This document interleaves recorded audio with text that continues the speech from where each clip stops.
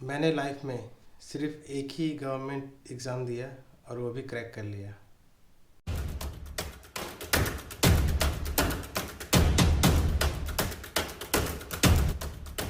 So I cracked a government exam in first attempt.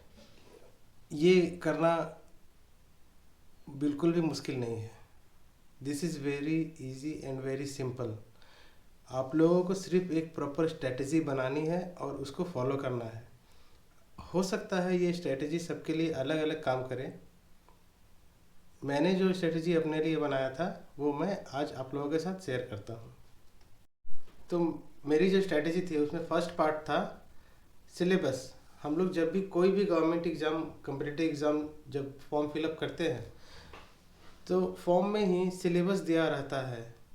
और मैंने देखा है कि बहुत सारे जो लड़के होते हैं, फ्रेंड मेरे बहुत सारे फ्रेंड सर्कल में थे, सिलेबस कभी फॉलो नहीं करते हैं। उन लोगों को सिर्फ ये पता है कि गवर्नमेंट जॉब में ये चीज़ पूछा जाता है। एक बेसिक जो रफ स्ट्रक्चर है सबको पता होता है कि ये पूछा जाएगा। लेकिन मैं रिक्वेस्ट करूँगा कि आप जब भी कोई भी फॉर्म भर रहे हैं सबसे पहले सिलेबस को देखिए। सिलेबस एक मीडियम है जिसके कारण आपको वो ऑर्गेनाइजेशन बताना चाहती है कि हम जिन लोगों को लेना चाहते हैं उनको ये सारी चीज़ें आनी चाहिए। तो आप प्लीज़, सबसे पहला काम है कि आप सिलेबस को देखें और सिलेबस के अकॉर्डिंग ही प्रिपरेशन करें। जो सेकंड टॉपिक है वो है प्रीवियस ईयर पेपर। अब क्या है कि हम लोगों को सिलेबस तो मिल गया, लेकिन उस सिलेबस में से आप लोगों को क्या एग्जैक्टली पढ़ना होता है वो आपको पता चलेगा कि प्रीवियस ईयर पेपर में उस ऑर्गेनाइजेशन ने क्या क्या पूछा है। जैसे मैं रेलवे की बात करूँ तो रेलवे में असिस्टेंट लोको पायलट या ग्रुप डी या एनटीपीसी जो भी हो, तो उन लोगों का क्या करना होगा कि पहले जो हम लोग प्रीवियस ईयर में जा रहे जो भी एग्ज़ाम्स हुए हैं उसको पहले देखना है और एनालाइज करना है कि वो लोग किस टॉपिक पे और किस तरह का क्वेश्चन पूछ रहे हैं। जैसे कि अब मान लेते हैं मैथ में 20 टॉपिक्स है, तो सारे टॉपिक्स में से सारे सब्जेक्ट सारे मतलब चैप्टर में से मतलब सेम नंबर ऑफ क्वेश्चंस तो देंगे नहीं। तो आप लोग जब प्रीवियस ईयर पेपर दीजिएगा तो आपको वहाँ से पता चल जाएगा कि नंबर सिस्टम से 3 क्वेश्चन या 4 क्वेश्चन इस तरीके का आता है। तो आपको एक बेसिक आइडिया मिल जाता है कि किस चैप्टर पे ज़्यादा फोकस करना है, किस चैप्टर पे कम फोकस करना है। मेरा थर्ड जो पार्ट था वो था प्रिपरेशन। अब आपको सिलेबस पता चला गया, उसके बाद आपके पास प्रीवियस ईयर का आप लोगों ने फॉलो कर लिया, तो आपको एक पूरा आइडिया मन में हो गया है कि वो क्या पूछता है। आप उसके अकॉर्डिंगली आप अपना प्रिपरेशन शुरू करिए। मैथ्स हो, रीजनिंग हो या जीके हो, करंट अफेयर्स हो, जो भी हो, आप उसके अकॉर्डिंग जब प्रिपरेशन करेंगे तो आप ऑप्टिमाइज करेंगे अपने प्रिपरेशन को और एक सही एक टाइमलाइन के अंदर आप पूरा प्रिपरेशन कंप्लीट कर पाएंगे। ठीक है, तो सबसे पहला चीज़ जो हुआ आपका सिलेबस, दूसरा प्रीवियस ईयर पेपर, तीसरा होगा आपका preparation part.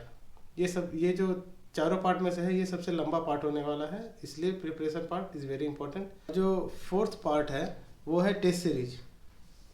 No matter what, आप अभी के टाइम में क्या है ना कि गवर्नमेंट जॉब को क्रैक करना बहुत ज़्यादा मुश्किल नहीं है, क्वेश्चंस बहुत ज़्यादा मुश्किल नहीं आता है, लेकिन ये बहुत ज़्यादा कॉम्पिटिटिव है। क्वेश्चंस इजी है, कंपटीशन ज़्यादा है।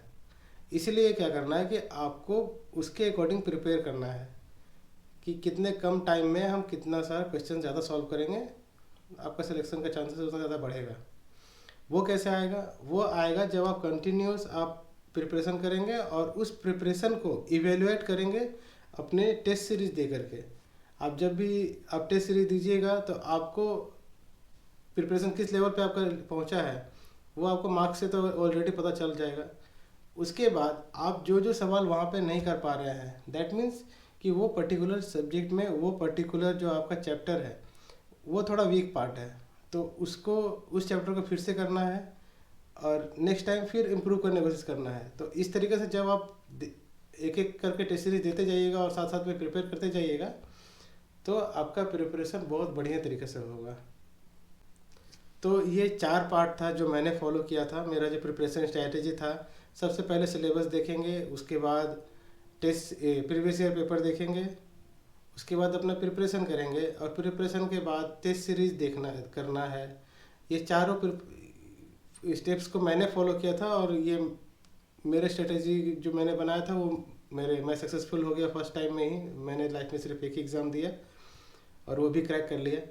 तो आप चाहें तो आप भी ये स्ट्रेटेजी फॉलो कर सकते हैं, and rest is all up to you guys.